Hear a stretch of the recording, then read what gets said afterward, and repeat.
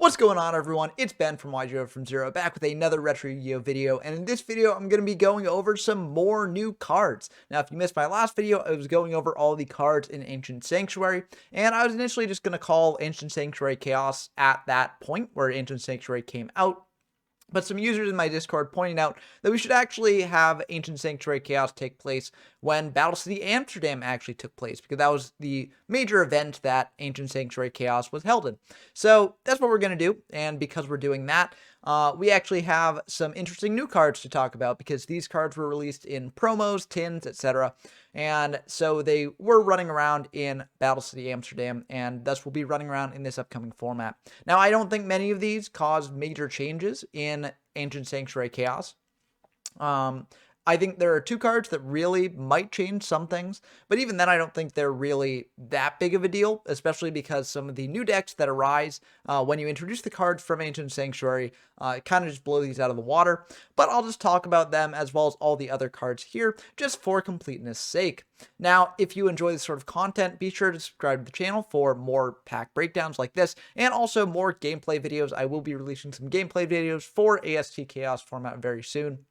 And also, if you like the video, please do leave a like down below. But with that all out of the way, let's dive in to these cards themselves, because there are some interesting ones to talk about. Now, the two major ones that actually could potentially cause a slight impact are Blade Knight and Return from the Different Dimension. Let's start with Blade Knight. Blade Knight is a level 4, 1600 attack, 1000 defense warrior monster. That's a light, which is very important. And it says gains 400 attack while you have one or less card in your hand. If you control no other monsters, the effective flip monster is destroyed by battle with this card on negated. Now, any GOAT player who plays Warriors can tell you how good Blade Knight is in that deck in GOAT format, and you can sort of apply that reasoning here in Chaos format as well. This card is going to be probably pretty good in typical Chaos list, being a good light target that you can also search out off of Reinforce the Army that will be sent to your graveyard that can potentially negate flip effects, but more importantly, or maybe not more importantly, but more commonly, will potentially buff up to 2000 attack, get over things like Keku the Ghost Destroyer, etc. So Blade Knight is a pretty good card to know about, and a card that might change things quite a bit.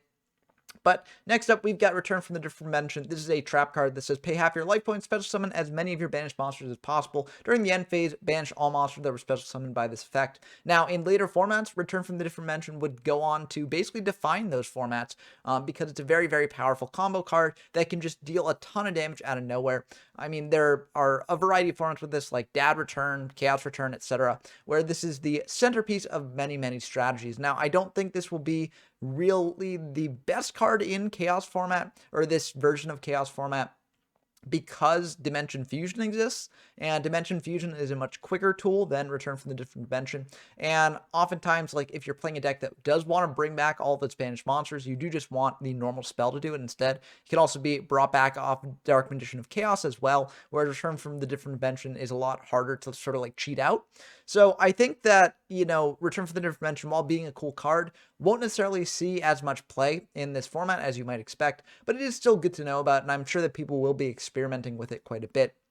Next up, we get the cards that probably won't really cause much of an impact at all, starting with cards from the Power of Chaos Joey, the Passion promos, and that's Sebek's Blessing and Sword of Dragon Soul. Sebek's Blessing, the quick play spell that says if your monster inflicts battle damage to your opponent by a direct attack, gain the same amount of life points. This is very, very niche. Life point effect gain effects are not really that good in general in this game, so I don't really think that this will, make much of an impact. Also, if you're attacking directly, you probably are in a winning position anyway, so you don't really need the life point gain. You'd really want this more as a defensive tool, but it's not really that, so I don't really think that this is worth playing. Next up, we got Sword of Dragon Soul. This is an equip spell that says equip only to a warrior monster. It gains 700 attack. After damage calculation, if the equipped monster just battles a dragon monster, destroy that monster at the end of the battle phase.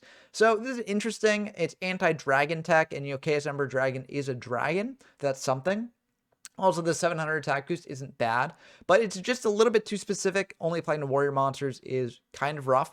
And also, equip spells are just not really the best in this form with triple MST running around, and they're just better removal tools as well. So I don't really think that this is that good. The main warrior monster that a lot of decks are playing are DD Warrior Lady, and DD Warrior Lady clears something by battle anyways, just through its effect. So you don't really need the attack boost on it. Next up, we've got Sage's Stone. Knight's Title and Dark Magician Knight. These are from the Reshef of Destruction promos, I believe. And these all relate to Dark Magician, which is kind of cool. Sage of Stone is a normal spell that says if you control a face-up Dark Magician girl, special summon one Dark Magician from your hand or deck. This is another way to cheat out Dark Magician. But you need to have Dark Magician girl already on field, and Dark Magician girl is already kind of hard to get on field. So, I mean, you can go Magician Circle into Dark Magician girl, then activate Sage Stones to bring out the Dark Magician. But that's just a little bit of a convoluted combo, and I don't really think it's that good anyways. Although, if you are bringing out Dark Magician, you can then use Knight's Title, which is a normal spell that says tribute one face-up Dark Magician to special summon one Dark Magician Knight from your hand, deck, or graveyard.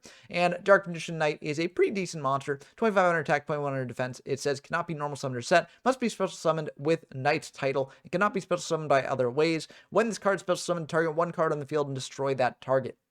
So that's a decent effect. 2500 attack on a body, it's pretty good. But it's just a little too many hoops to jump through to actually bring this out. And, you know, it's just very, very specific. If you draw this card and you don't have Knight's Title or you don't have a way to access Dark Magician, then it's just kind of dead in your hand. Although, it'd be interesting if there's a deck that tries to just loop Dark Magician Knights with Knight's Title, because Knight's Title can summon from graveyard as well. So maybe there's something there, but I don't really think that this card is that good, and the deck that would play it would be just too convoluted.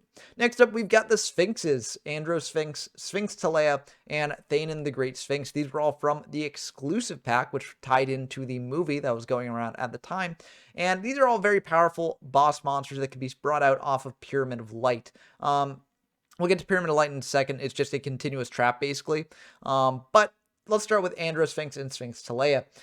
These are both very high-level monsters. Andro Sphinx at 3000 attack, 2500 defense. It says you can pay 500 life points to special summon this card when Pyramid of Light is on field. This card cannot attack during the turn that is normal summoned or special summoned. This card cannot be special summoned from the graveyard. If this card destroys a defensive monster as a result of battle, inflict damage to your opponent's life points equal to the half of the attack of the destroyed monster. So has a bit of burn damage on a 3k body. That's pretty decent.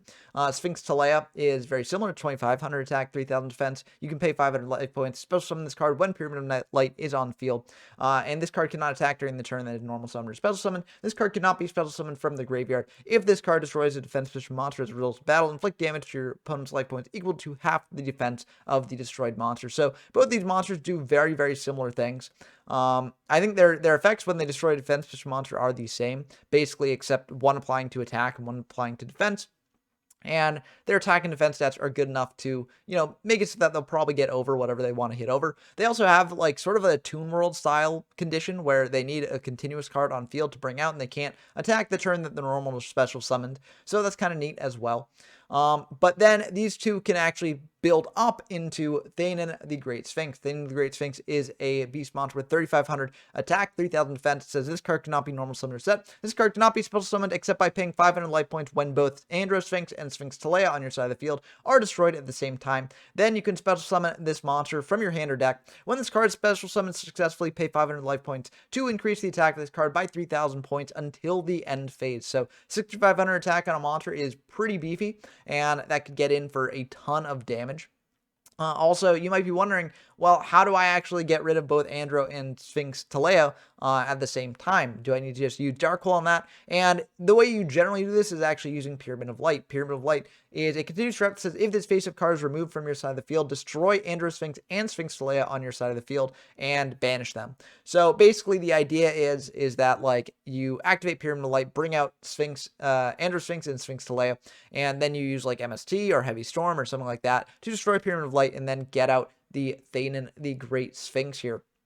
So it's kind of cool. I don't really think that this is a good combo because it's just, you know, it takes too many combo pieces to actually work. And if your opponent gets rid of your Pyramid of Light before you can bring out Andro and Sphinx Talea, then you're in a bit of a tough spot. These are both light monsters, or they're all light monsters, that is. So it can potentially pair into a chaos strategy, maybe.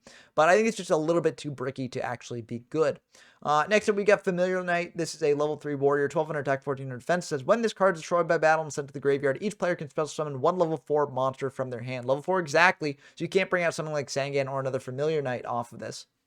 That's an interesting effect, but generally effects that are sort of reciprocal and also give your opponent benefit are not really the best, and this is definitely one of those.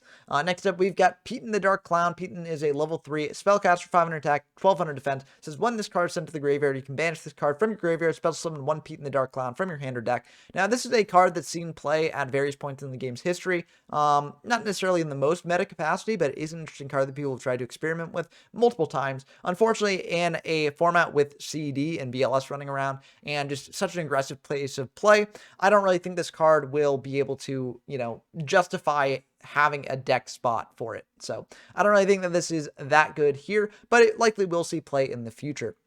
Next up, we got Rare Metal Dragon. This is a level 4 Dark, 2400 attack, 1200 defense. It's a dragon, and it cannot be normal summoned or set. So basically, you have to bring this out through a special summon effect, which is why this does occasionally see play in like Reasoning Gate decks. Basically, because it can't be normal summoned or set, you can't bring this out off of Reasoning or Monster Gate. So, it's a way to get another Dark into the graveyard for your Chaos monsters. Also, potentially a big beater if you want to use a Reborn or a Premature Burial on it as well.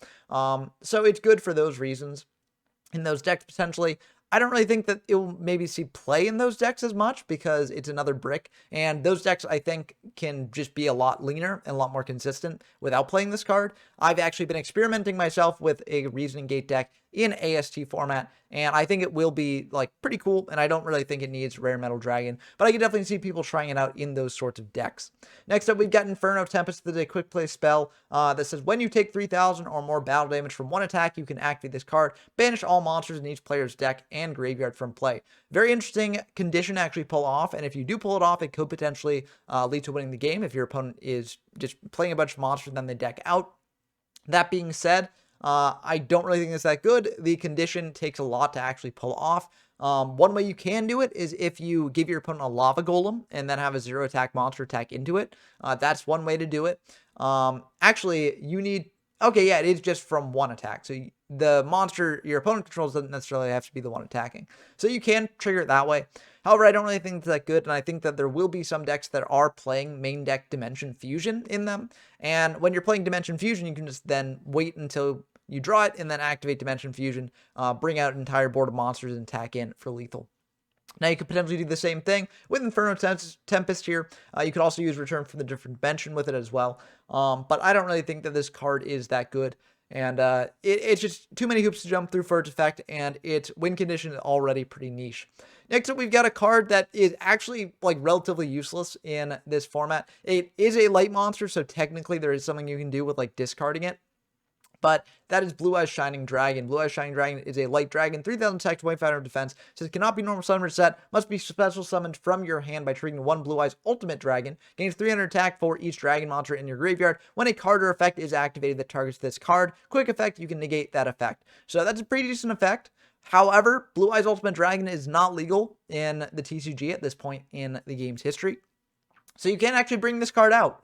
It's basically useless. You can play it in your deck as a light brick that you can discard and maybe get like a super rejuvenation draw off of. But if you're doing that, you might as well just play regular Blue Eyes because that way you can actually summon out Blue Eyes, 3,000 attack. Yeah, so it's just, this card is not good.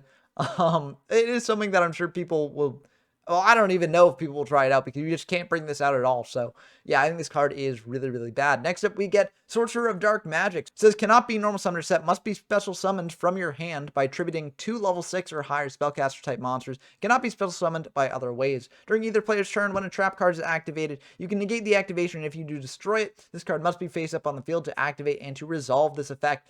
So this is pretty decent. It's basically a Jinzo effect on 3,200 attack point monster that you can potentially cheat out. However, getting 2 level 6 or higher spellcaster type monsters on your side of the field is a bit tricky. There aren't really any good scientist targets to actually pull this off. So, you're basically having to bring out things like Dark Magicians to pull this off, or like Chaos Command Magicians. And that's a bit hard to do. Or at least bringing 2 out on the field at the same time is a bit tricky to do. So I don't really think that this is the best. You could also use Dark Magician of Chaos potentially. So you could use this in like a Reasoning Gate turbo deck. Bring out Dark Magician of Chaos, then you tribute 2 of them for the Sorcerer of Dark Magic, and then you've got like Trap Negate card, and you've also got potential demox that you can bring back off Dimension Fusion, etc. But I don't really think that this card is worth playing in those sorts of decks. It is very interesting, and I'm sure that some people will try making build-around decks with this, though. Next up, we've got Wadapon. This is a level 1 light monster, fairy. 200 attack, 300 defense. Says if this card is added from your deck to your hand by a card effect, you can special summon this card, which is kind of cool.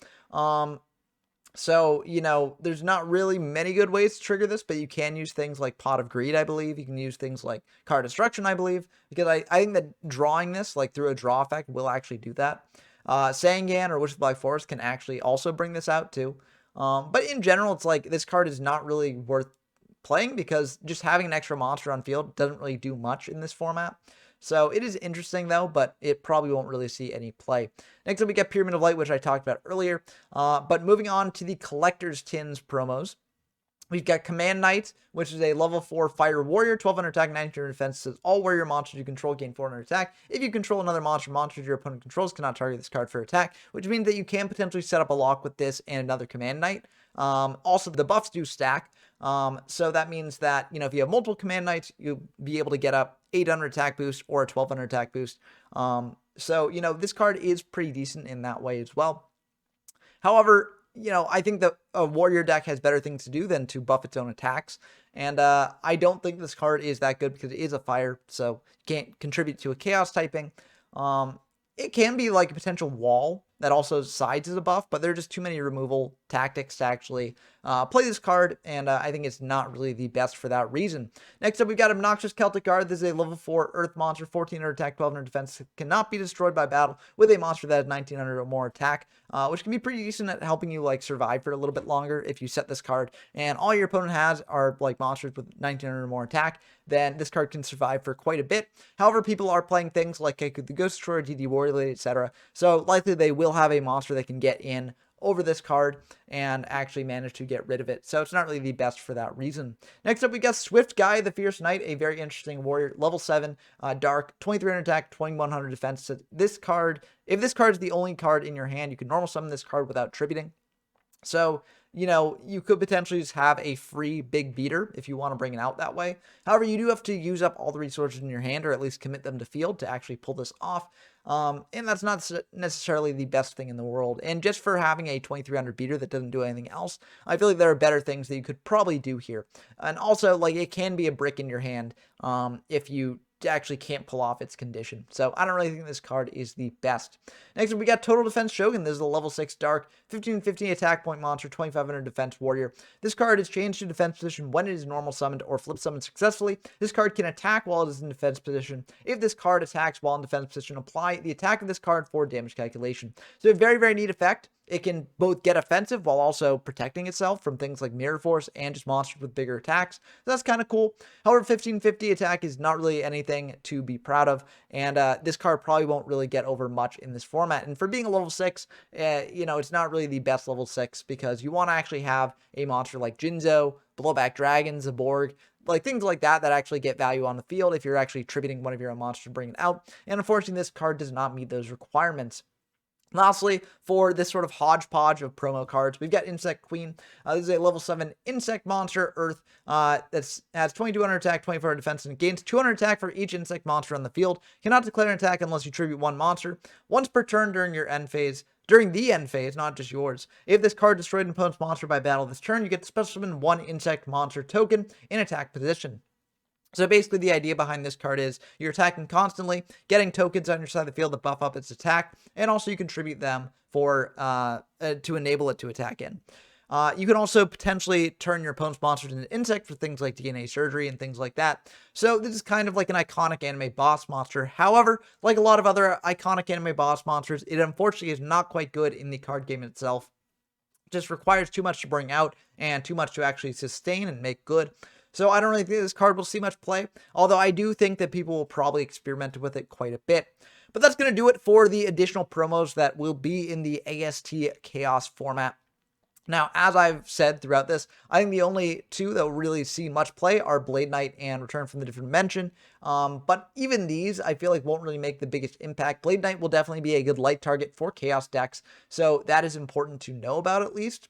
But I do think that the typical Chaos deck that you saw in Chaos format will be a bit, you know, maybe not outclassed, but definitely there will be a lot of competition with the Reasoning Gate turbo decks that arise from Ancient Sanctuary.